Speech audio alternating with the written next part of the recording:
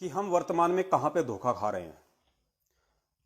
परम पूज्य सतगुरु रामपाल जी महाराज जी की आज वर्तमान में सन 2014 से शारीरिक रूप से दूरी के चलते, उनकी अनुपस्थिति के चलते हम कहां इस आध्यात्मिक मार्ग में धोखा खा रहे हैं। हम किन लोगों के पीछे चल के अनजाने में या जानबूझकर हम इन समस्याओं से घिरे हुए हैं।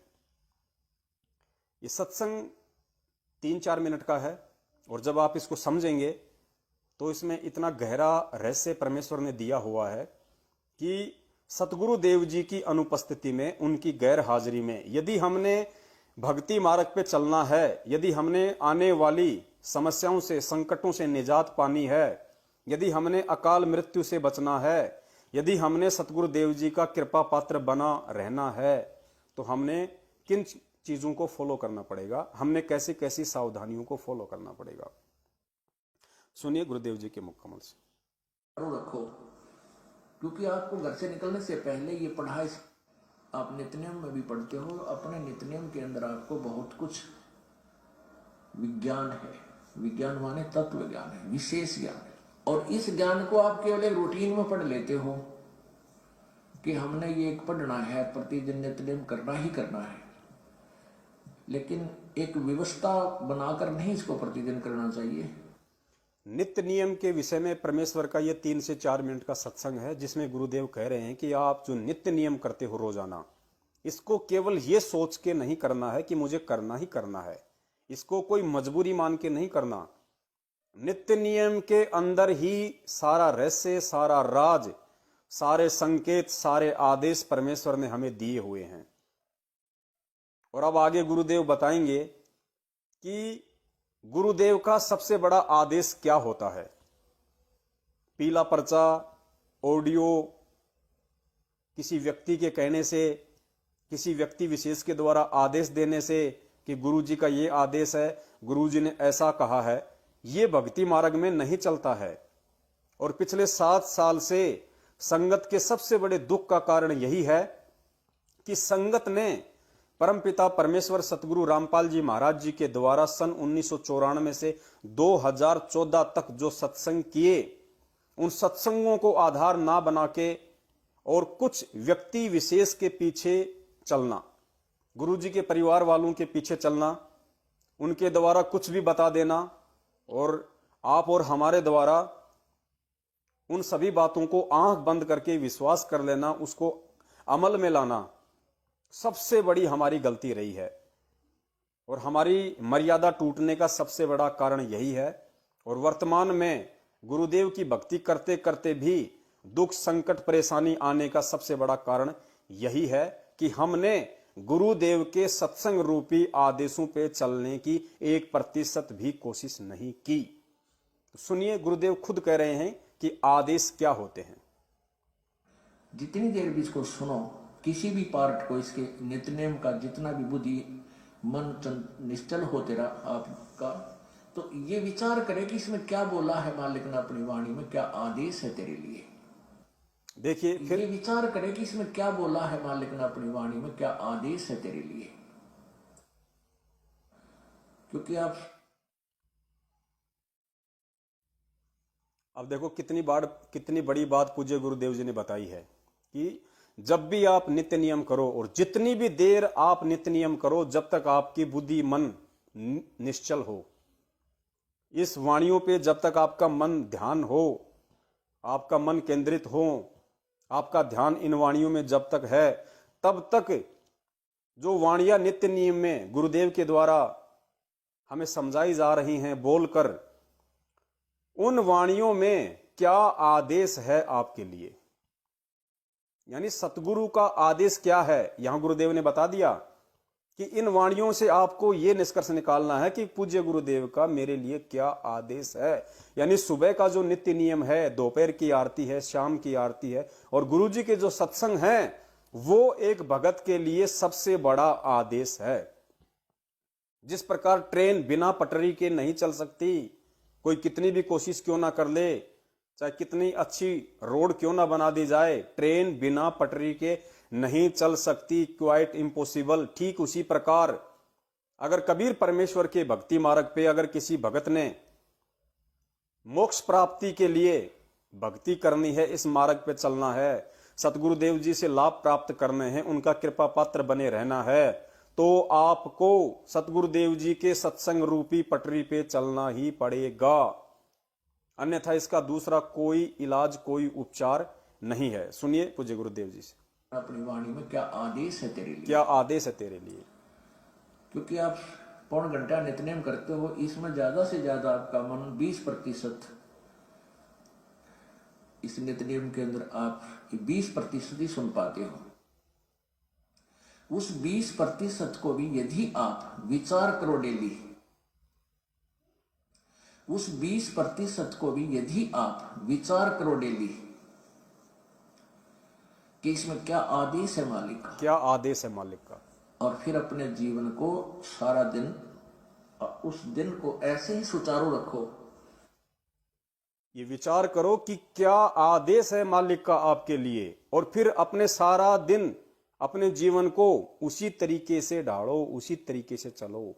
ना कि पीले पर्चे के आधार से चलो, ना कि किसी भी फर्जी ऑडियो के आदेश से चलो, ना कि किसी भी कोऑर्डिनेटर के कहने से चलो, ना कि किसी भी परम पूज्य गुरुदेव के कलयुगी परिवार के सदस्य के कहने से चलो।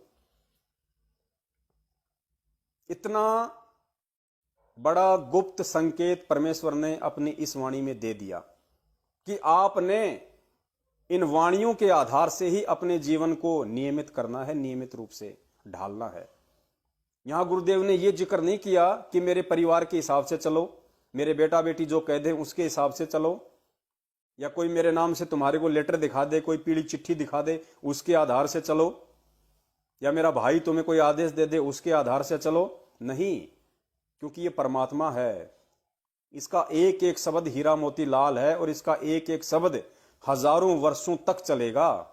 इसलिए परमेश्वर के वचन में त्रुटियों की कोई गुंजाइश नहीं होती है। तो स्पष्ट कर दिया परमपिता परमेश्वर ने कि एक भगत के लिए अगर कोई सबसे बड़ा आदेश है गुरुदेव की अनुपस्थिति में, तो केवल उसके गुरुदेव के सत्संग हैं, और कोई आदेश उसके अलावा भगत ने फॉलो नहीं करना। जब तक कि सतगुरुदेव स्वयं प्रत्यक्ष में आपको कोई आदेश ना दें, तब तक आपने किसी भी पीली चिट्ठी पे, किसी भी फर्जी ऑडियो पे, किसी भी कोऑर्डिनेटर के कहने से, किसी भी उनके कलयुगी परिवार के कहने से, भाई बंधु रिश्तेदारों के कहने से नहीं चलना है। और सुनिए एक बार, थोड़ा सा और सुनिए। क्योंकि 20% को भी यदि आप विचार करो डेली कि इसमें क्या आदेश है मालिक का, और फिर अपने जीवन को सारा दिन, उस दिन को ऐसे ही सुचारू रखो। क्योंकि आपको घर से निकलने से पहले ये पढ़ा इसलिए जाता है कि आपके साथ रास्ते में कोई निकम्मा भी टकराओगा, कोई गाली देने वाला भी मिलेगा, कोई गुंडा भी बोलेगा, कितना कोई आंट भी लावेगा।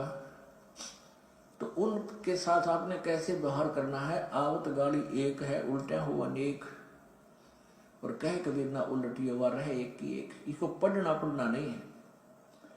मान ले कोई गुंडा बोला है, गलत बोलता है, गाली देता है, तो उसने तो कर दिया यू काम, और आप भी उल्टा दोगे तो फिर 4 और देगा कि वो तो पूरे मूड में है, वो तो फुल मूड में है लड़ाई के में, और आप भी आगे से उल्टी बोल पड़ोगे तो वो तो 4 बैठा है।